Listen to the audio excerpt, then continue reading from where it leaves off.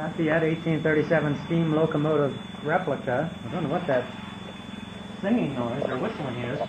The Lafayette was one of more than 1,000 locomotives built by Norris Locomotive Works in Philadelphia between 1834 and 67. The Norris factory evolved from a small shop and a converted stable in 1834.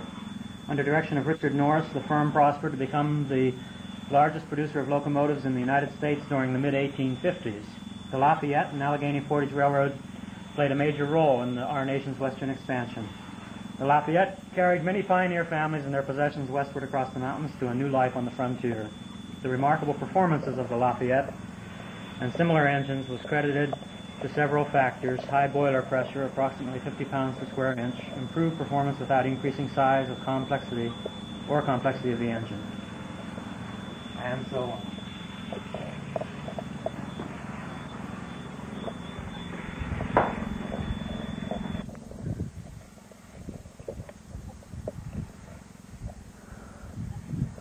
I don't know what this is, but it's always good to get pictures.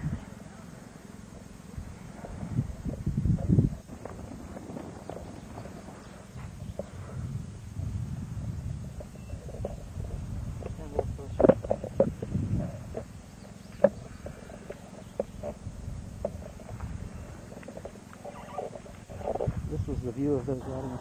This is the Portage Railroad Museum at Lemon House. Interesting 6-hour trip, more or less.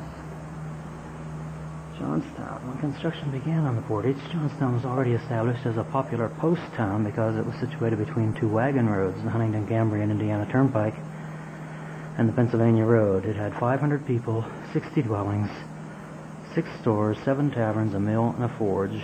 More than 10 times the number of people in Hollidaysburg, the basin town at the eastern end of the Portage.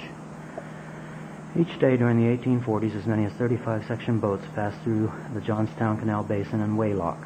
The town prospered and the population rose to more than 1,000. But by 1843, when the passenger Wilford Woodruff rode the Portage, Hollidaysburg had surpassed Johnstown with twice as many residents.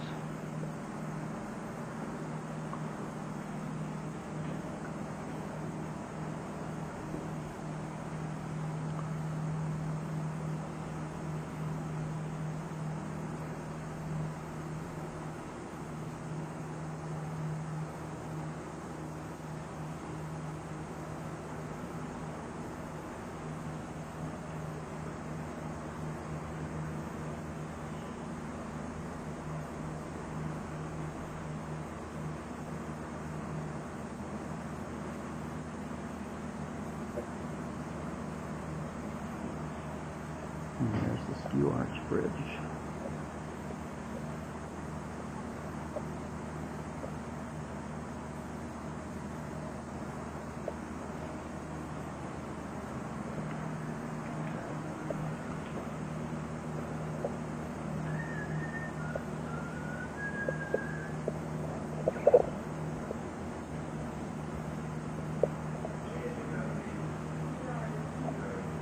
The Julietta by Courier Knives.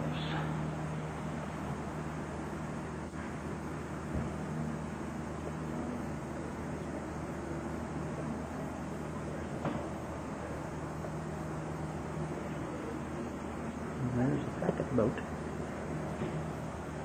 And here's a sectional canal boat.